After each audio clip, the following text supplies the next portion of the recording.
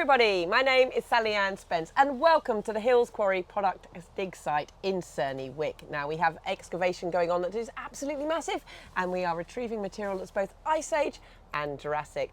We have over 20 universities taking part in this dig, lots of various experts coming on site as well with various specialisms and technologies too. And everybody who's taking part, they have to do lots of different jobs around the camp itself because we are living in a tented village, and there are lots of different jobs they have to do, from the kitchens to getting water to helping hold my camera. And today's camera woman is Sally Poynton. Hello Sally, thank you very much for doing this. Right, my guest beside me is Mark Kemp. Mark, you are the Yorkshire Fossil Hunter. That's correct, yep.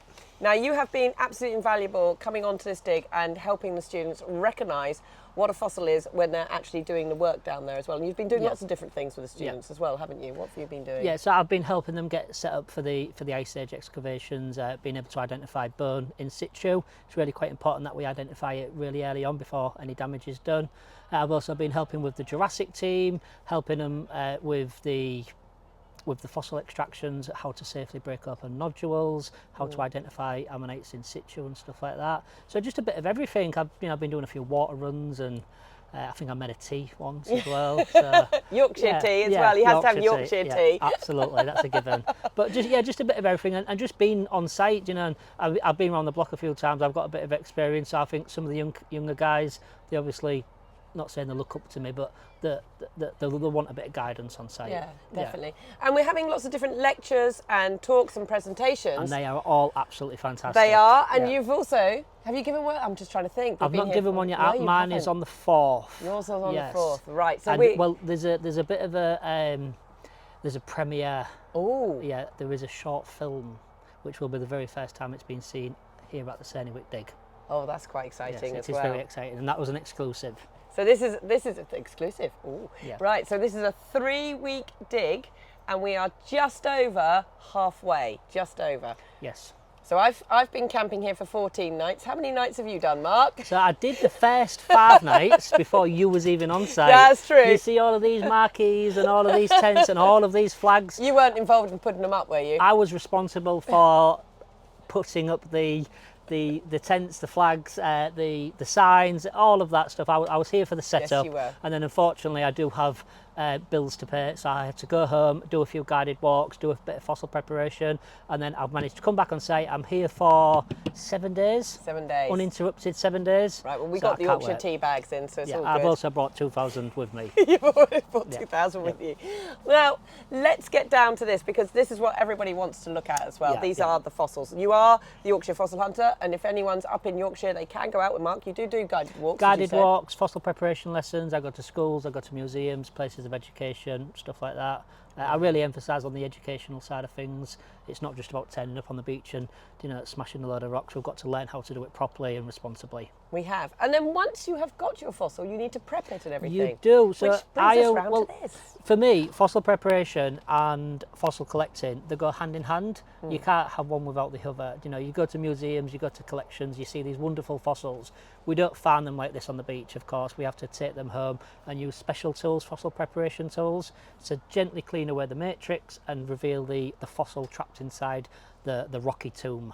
Right. Well, you need to start talking us through these, because these are fantastic. There's a bit of an assortment here from all over the UK. It's mainly Yorkshire stuff, but I mean, we'll start off with this beautiful... Right, well, we'll get Sally to bring the camera in. Come on, show everybody, Sally, because these really do need to be seen close up. They are absolutely stunning. That is a beautiful, there's colour on that. Yeah, this is a beautiful iridescent ammonite from the Somerset coastline, so near Watchet at Doniford Bay. You find these flat ammonites, so the preservation 3D wise is not brilliant, but we have these beautiful iridescent colours, and if I just move that around, you should see. Is that what we call mother of pearl? It's the same sort of preservation, but we call it iridescence. So we have wonderful fossils like this, not just from Yorkshire. There is loads of places across the UK which is wonderful for fossils. We'll move on to this one. Now that's a bit weird. It is a bit weird. Shape. No, I've got a big thing at the moment for pathological specimens. So what's interesting about this, it's a Dactylioceras ammonite, a really common ammonite from the Yorkshire coast. It's grew to full size, but it's obviously a little bit wonky. So it would have had a disease, or it would have been attacked, some sort of forma agra, a pathological condition. but it's really interesting that it's survived. I often refer to this as one of Salvador Dali's specimens. Oh yes. It's like a lent over clock. It's really interesting. We do actually have a technical term for pathological specimens that have got bite marks on. Yeah. Here at the dig. We've got one on site. Well, we call them nom-noms. Okay, right. Dr. Neville. So there was me thinking you was going to come up with a Latin term, but yeah, nom-nom. So this is either a nom-nom or a oopsie doopsie. Wow. Yeah, one of the two. But that is fascinating, isn't it? I've got loads of pathological specimens in my collection, and it's always fascinating to look at them. The bite marks, the diseases, the injuries. They just give us a little bit of variation, because a specimen piece is always nice, but a pathological is truly unique. There's nothing like that in the planet. And that tells us again about so much of the ecology at the time. You're talking about diseases, you know, in the... Exactly. It tells a story, and it tells a story that it survived. Whatever was wrong with it, it survived to full adult size. Wow. And it was quite happily doing its thing. The pathology starts really early on, towards the middle. Well, let's see if we can pick that up in the camera. Can we pick that up? It's unfortunately it's quite poorly preserved, but because of the interest of it, I did persevere. But the pathology starts around here, and then you can see it starts delving in and starts getting a little bit wonky. And as you said, it obviously survived till adulthood, didn't it? So it would have just been swimming around, you know, in its own little special way. And surviving, basically. It clung on to life. Ammonites, as we know, were very successful. They was around for hundreds of millions of years, so they're very adaptive creatures. Well, we're talking about ammonites. This is an ammonite, but it looks very different. It's a heteromorph, which is an uncoiled ammonite. Look at that. This is really, really spectacular. So I've got quite a few of these in my collection now. I've been very lucky to be able to collect some much larger specimens than this as well, but there was no way I was bringing those down in my car. Very fragile, the middles can fall. And students from 20 universities. Exactly. But these are actually, my heteromorph collection took me over 10 years to collect, going to the same spots, trying to find the next piece. They're like jigsaws, so we found them in little fragments over many, many years. And then when we think we've got the full specimen, we stick them back together. And are these later Jurassic? Yeah, no, these are Cretaceous. So after the Jurassic, right, Cretaceous. Mid-Cretaceous, I believe, is the Speeton geology. Right. Okay. And then we have a lovely little Fricoderacera's ammonite, and this is just a really nice, unusual ammonite. Little nodules exactly. It's got a lovely little row of double spines there. So the spines were almost like a self-defense mechanism. If something's going to eat you, you develop self-defense, and the spines would have put off a big ick for yourself from coming along and chomping on it. Now, as you say, it's all about the preparation, because they would not have come out from the rocks like well, this was fully covered in rock. And you preserved every single little nodule. Yeah, and now it does take a long time. It's not just a 2-minute process. A lot of the work is done under microscope with very, very fine tips. Even air abrasion is used, and the trick is to not damage the fossil. So you've got to take your time. You've got to really appreciate the fact that there is a 100-200 million year old specimen inside the rock. So you've got to give it its credit. So how long has it taken you on the? Can you give us a rough idea? This one's still in its rock. Yeah, this one was partially revealed, so it was quite a quick clean up. This one, so maybe this one an hour or two. Again, a couple of hours. This one maybe around 10 hours because there was a lot of restoration involved. I think this one took me about 4 hours. But you've got to understand, 4 hours for me is like 20 hours. A lot of tea. Yeah, well, exactly. It's I've been preparing fossils for nearly 15 years now, so I've got quite quick and quite good at it. Got you. That's amazing. Talking about which, some Arla Sheppey specimens. Look at these. These are really interesting pieces. They're only small little fossils, but we've got some lovely little vertebrates, some smaller vertebrates, a little string of verts here. We've got a fish skull here, which if I take it out, look at that. You've got to be super careful with these because they are so fragile. Let me get the orientation. There we go. So this is the eye, and here's the jaws. Oh, you can really see it now, can't you? Yeah, it's beautiful. This will be its lower jaw and part of its bony matrix. It's the super bony fish. You can see all of these little dark brown patches. It's all bone, and this requires a lot of air abrasion at really low psi. So we're blasting the media with aluminium oxide or iron powder, whichever you want to use. That is absolutely amazing. There's some really, really cool fossils here, and the preservation is brilliant. These are some crabs. This is the top of a crab, and this is the underneath of a crab. Oh, look, you can see, yes. Now these do have the scientific names, but I won't pretend to know what they are because I haven't quite fully understood the Isle of Sheppey material yet. It's not quite Yorkshire enough for me. So this has been sent to you to prep, I bought this as a unprepped bundle, and then I cleaned them myself. Just as I like to prepare material from different locations to keep me on my toes, so to speak. Really exciting to uncover what you've got coming on. This is really cool as well. We've got a lovely little jaw section. You can see the teeth. Oh, look at that. Really intricate, small, very, very fragile fossils. It's really good practice for any aspiring fossil preparators to get the hands on material like this, and it really puts you through your paces. So has this got any context with it, this particular material? Only the location and the finder, which I suppose is enough context, really. Yeah. That is amazing. It's cool, isn't it? They are, absolutely. That fish is just, you can really see the fish's head there. Once you point out, I mean, when I take some of these to the schools, and when I show them, the kids are like, what is it? I'm not quite sure. And then when I point out the features like the eye and the jaw, then instantly they get excited and they know it's a fish.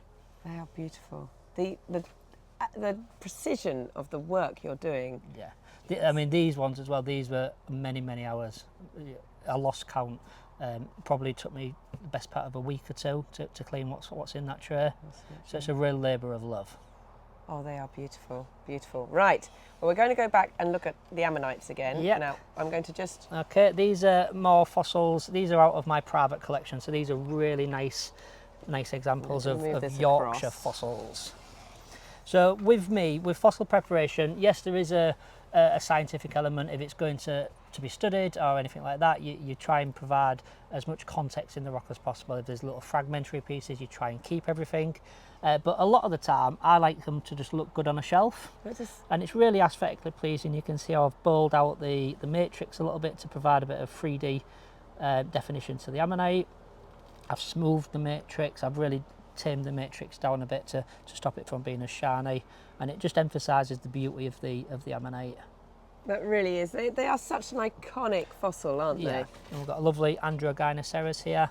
I've really smoothed that matrix just to again emphasise. Can I touch it? It's very tactile. Of course you can. Yeah, that's lovely, isn't it? Beautiful. Another nice little bowled out specimen from Yorkshire. We have a Pseudo-Lioceras associated with a small Hildaceras ammonite, so it's nice to get the double whammy in these nodules. But again, lovely finish to the matrix. I do like to think they're going to be on a shelf for a very long time, so let's make them look as best as they can. When you're prepping things like this must help with your identification in the field. 100%. I'm very much a guy who learns by doing. So for years and years and years, I was preparing fossils, and that really got me into the identification of ammonites. I can read a book and I can look at the pictures, and it doesn't quite compute with me. But if you give me 100 of these to handle, I will know what they are for the rest of my life. Yes. We've got the beautiful bivalve fossils. That is I believe stunning. this is a Trigonia. Has someone found one of these on site? We did you do say? have a couple of these on site. Obviously not prepped to this standard yet, but it's beautiful. In fact, if you look back at our videos, we are filming live and raw from the field, but do go back across the videos and you will see Max Dream talking about one. I'm sure Max will be very interested to see this. He would love to see that. Yeah. He's had to go back to the Netherlands, which I'll is send a him a real picture. shame, because he would love to see that. It's beautiful. We have a lovely Caloceras multi-block. Oh, look at that. So this would have had some shell preservation, but the moment I start to see white calcite underneath, I get quite excited. And I tend to burn the shell away with the powder, which is not the scientifically correct method to prep, but you end up with beautiful results like this. I mean, that white calcite is really, really quite stunning. And I've got plenty of examples like this with the shell preserved, and I've also got some examples where the calcite is preserved. It is beautiful. It's beautiful. I can see all the sutures. It's just a really nice display piece. Absolutely stunning.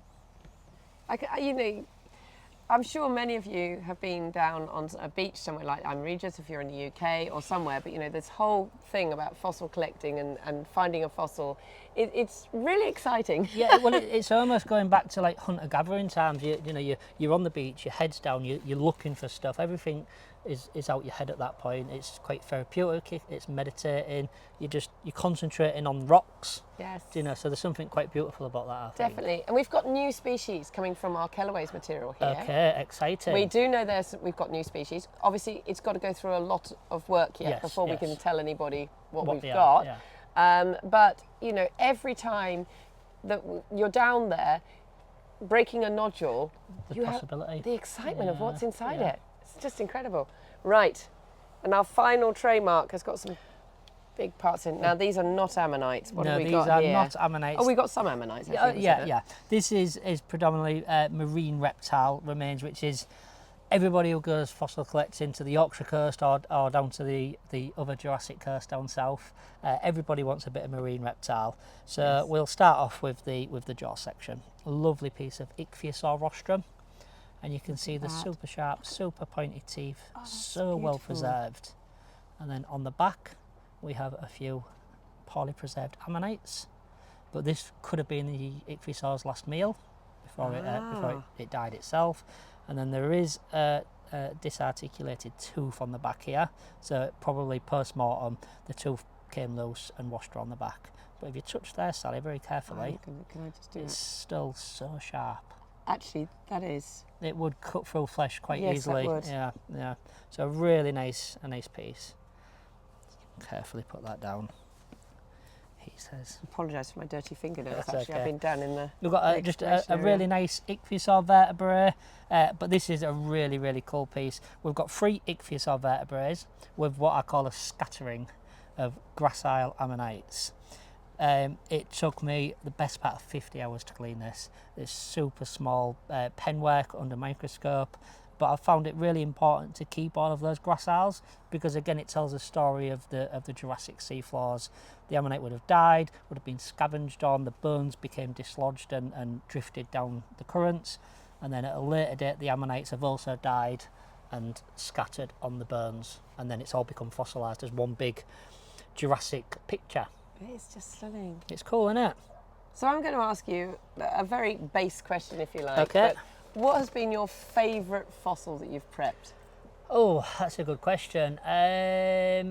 Hard to put a finger on, I think. I've got quite a few. I prepped a crocodile skull for a collector friend of mine, which is really nice, beautiful crocodile skull. I've also found crocodile remains with, I think I showed you that last year, with the big vertebrae, the ribs, the scutes. Oh yes, that's beautiful. I've done ichthyosaur skulls, I've done complete ichthyosaurs for a museum down south. I've really big ammonites, heteromorphs, crinoids, starfish, brittle stars, belemnites, corals. A bit of everything. I just get me in my workshop, put my audiobook on, give me some fossils to prep, and I'm a happy man. It's just beautiful, absolutely beautiful. So, as someone who runs the Yorkshire Fossil Hunting tours and things, a little bit of advice for anybody who wants to find a fossil, and go fossil hunting. It's worth going on a tour, isn't it? It's really? Absolutely worth going on a tour, and that's not me just trying to. I'm fully booked for this year. I've got 200 people on the waiting list for next year, so I'm definitely not trying to push any more work. No, I think this is really important because you can go down to a beach and be very disappointed, and you can also get yourself in a little bit of trouble. Yes. So I do get a lot of emails and a lot of messages from frustrated people. They've turned up, they've not found anything, and then I've asked them where they've been and what they've been doing, and they're going to completely wrong places.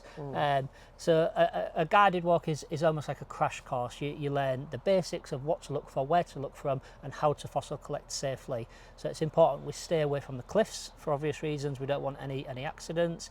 You've always got to check the tide times. A general rule of thumb is we collect on a falling tide and we're back to safety just after low water. And if you're not sure, there's plenty of Facebook pages, there's plenty of people online who are more than happy to give you advice.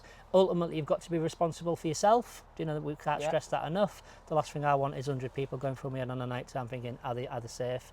And responsible collecting as well. Responsible collecting, absolutely. I mean that is a big question. It's a big topic because you can sometimes go to the Yorkshire coast after a fresh storm and there are hundreds and thousands of nodules. And if you turn up on a beach and there's loads of nodules, of course you're going to collect them. I would do the same. Many of my collector friends would do the same. But on the other side, sometimes you turn up and there's very little collecting. There's very little. So what I would say to people is turn up, and if you're finding fossils, as long as it's loose, ex situ, by all means collect them. If you find something what's really nice, maybe consider getting it prepped by a professional. And if you find something really rare and scientifically important, then at least let the museums or someone in science look at it, because it is important. It's a picture for all of us to understand what the Jurassic seas were like. Absolutely, absolutely. And you know, there is still tons and tons and a phenomenal amount of material. We're just scratching the surface. Really? The Yorkshire coast is eroding. The North Yorkshire coast is eroding at like 1 to 2 metres a year. The Jurassic outcrop goes inland miles. It goes below ground, probably not miles, but in human terms, we are just scratching the surface. So the more people that get out there, the more people that collect, it's just better for everybody. Yeah, well, we're seeing this about certain beautiful fossils that have been washed out into the sea. Yeah, they just turn to sand.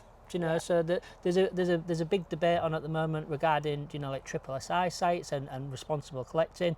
I'll always be an advocate for people collecting the fossils before they turn to sand. Now it's got to be done, like we've just said, responsibly, but the fossils do need preserving, especially if it's a new species or something scientifically important. So for example, a couple of months ago I found some dinosaur skin impression, which is, okay, there's been a few examples found on the Yorkshire coast, but only a few. So this is really important. And the way this block was on the beach, the skin would have been eroded in a very short period of time. Wow. A couple of high tides and that would have gone. So I stumbled across it, I excavated it straight away, I got it off the beach, and now it's safe. I think Nigel Larkin's actually looking after it for me. Yes. Wink, wink, Nigel, I want it back. But that will be going to science. There's a couple of young academics on site. Harry Jones, I think I'm going to get him involved with the paper. And that was one of the stipulations. If it goes to science, I want a young one working with one of the older paleontologists to give them the experience. Which is exactly what this dig is about. 100%, it's bringing us all together. Yes, it is. We're getting that knowledge exchange going on. And it's important for the young ones to be involved with doing the papers, because if they don't get these opportunities, how are they going to learn how to do stuff like this? This is what they want to be when they're older. So this dig is really, as fantastic as this dig is, I also think it's got scope for so much more in the future. It could really be at the start of something good. This dig will finish in just over a week and a half's time, or just under a week and a half time, sorry, but it will continue for much, much longer. I believe so, yeah. Because there's a phenomenal amount of data that's got to be processed, that's being collected all the time from this dig, and it's going to take a few years for everything to be put together. And there is also potential for other locations. Possibly. One in Yorkshire. Possibly. I cannot disclose yet. Yes, I was going to say, just this is being filmed live. I'm going to have to shush Mark at this point. But yes, there are exciting things potentially in the future. Yes.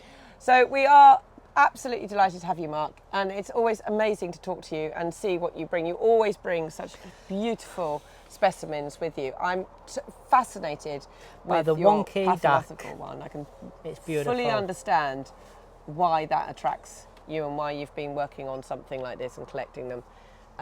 You know, the chances of that happening and then of that individual being fossilised. Well, actually, interestingly enough, this ammonite was in a reject pile from another collector. Really? So there was a load of broken ammonites, what they'd unfortunately broken, but that does happen when collecting fossils. And this was on the edge of the broken ammonites, so they'd obviously seen the ammonite was a little bit wonky, and they probably thought it was poorly preserved, so they threw it away, not thinking anything of it. I looked at it and thought, well, that's quite interesting, maybe pathological. Took it home that very day and prepared it, and it's now one of my favourite fossils in my collection. Do you know, it's well worth going through. You can see how much it's been handled by all the patina on the matrix. Look at it, yeah. It's well worth doing that, going through what somebody else might have discarded. We have now amassed, there's an amazing chap who's been going through people's broken nodules on the south coast. I know what you're on about. Yes. And he has been finding tiny bits of insects, which I was very lucky to be involved in looking at some of these insects, and the preservation is off of scale. Now, he has inspired me to try and find insect remains on the Yorkshire coast, and there is 9 examples in the Natural History Museum, which I'm trying to get them to release some information to me. It's proven a little bit difficult at the moment, but I am determined to find insect remains in the shales on the Yorkshire coast as a result of our friend down south. I was stunned. I was working with some of these specimens, and I was not expecting the preservation detail that I was looking at down a scope. So, you know, it's always worth just keeping your eye out, and one man's rubbish is another man's gold. Absolutely, yep, absolutely. That is absolutely beautiful. Thank you. Well, thank you, Mark, for coming to talk to us. You've got your hat on. You're keen to get back down there, I know. You've had your cup of Yorkshire tea, so you're fueled and ready to go. Yes. Really excited to have you back on the dig again, and I'm glad you're going to be hunkering down in the tent with the rest of us. Sadly, you've missed the rainstorms and everything. What a shame, I have eh? not missed the rainstorms. I'm from Yorkshire. Trust me, it's been nothing but raining. Well, it's been exciting while you've been gone with Thank the rain, you, yeah. but the quarry is now reopened, reasonably dry, Fantastic. and ready to get you down there. So keep watching these videos. They are live and constantly updated from the dig site itself. We are literally taking you here with us, and we want to get you to enjoy what we're all being very, very lucky to enjoy. So I'm being distracted by this beautiful fossil. Right, I must get back to this. So do keep watching these videos, and the hashtag is TussForce.